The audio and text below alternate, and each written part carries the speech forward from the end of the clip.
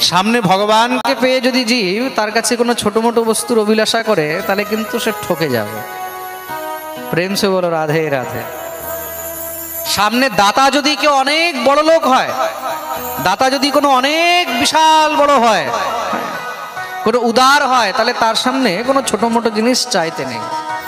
ছোট মোটো জিনিস চাইলে কি হবে? তুমি ঠকে যাবে। তা বুদ্ধিমান কি করবে? বুদ্ধিমান তখন সেখানে ছোট মোটো জিনিস চাইবে না। বুদ্ধিমান তখন বলবে তোমাকে যা দেওয়ার দিয়ে দাও। এক রাজা ছিল, বাদশাহ। রাজা একবার নিজের নগরে ভ্রমণ করতে বেরিয়েছে।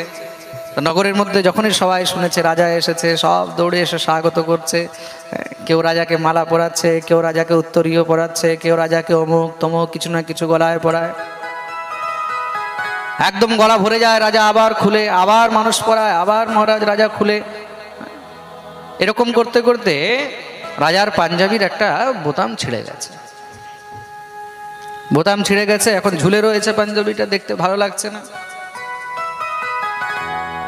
মন্ত্রীবরদের চিন্তা হয়ে গেল, এখন কি করা যায়।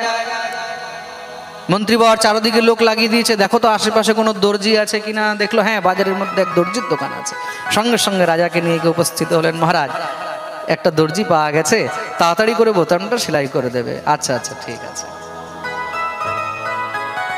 দর্জির দোকানে গেলেন, দর্জি খুব সুন্দর করে রাজার সেই বোতাম সেলাই করে দিল। রাজা খুব প্রসন্ন হয়েছেন, দর্জিকে বললেন বলো তোমাকে কি চাই, কি দেবো তোমাকে।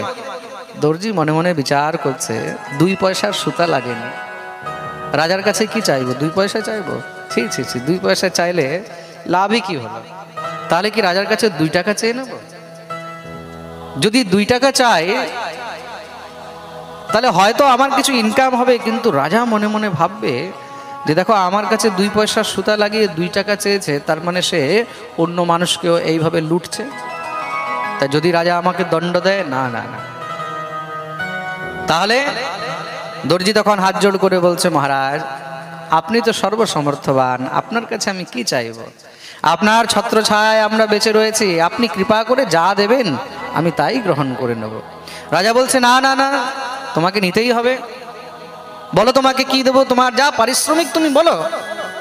দর্জি বলছে, মহারাজ আপনার কাছে আমার কোনো চাওনা পাওনা নেই, আপনার কাছ থেকে কি চাইবো? আপনি যা দিতে চান দেন, কিছু না দিলেও কোনো অসুবিধা নেই। রাজা তো এবার চিন্তায় পড়ে গেছে। দর্জি নিজে না চেয়ে রাজার ঘাড়ে চাপিয়ে দিয়েছে, আপনাকে যা দেওয়ার আপনি দেন।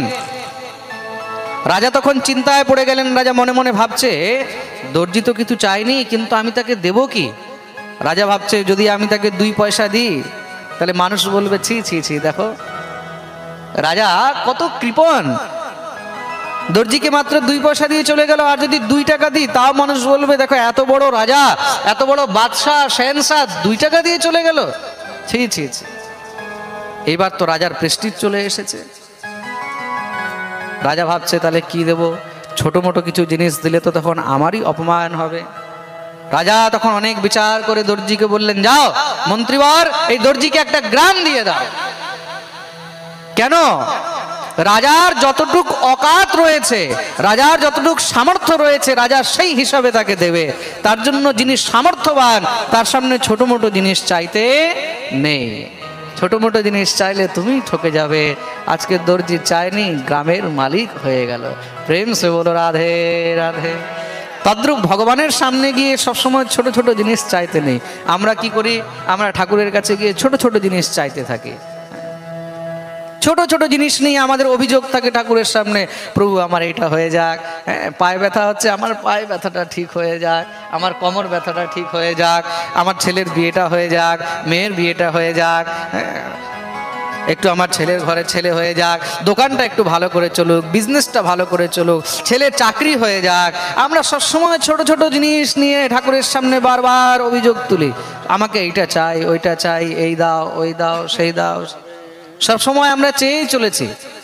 মনে হয় ভগবান বোধহয় এক একটা জিনিসের ঠেকা নিয়ে রেখেছেন আমাদের। প্রেম সে বলো রাধে রাধে।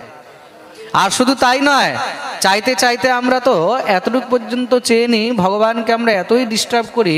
অনেক সময় দেখবে মানুষ কি করে, খেলতে খেলতে লুডু খেলে না, লুডু খেলতে খেলতেও ভগবানের কাছে চায়, ভগবান আমাকে একটা ছক্কা দাও।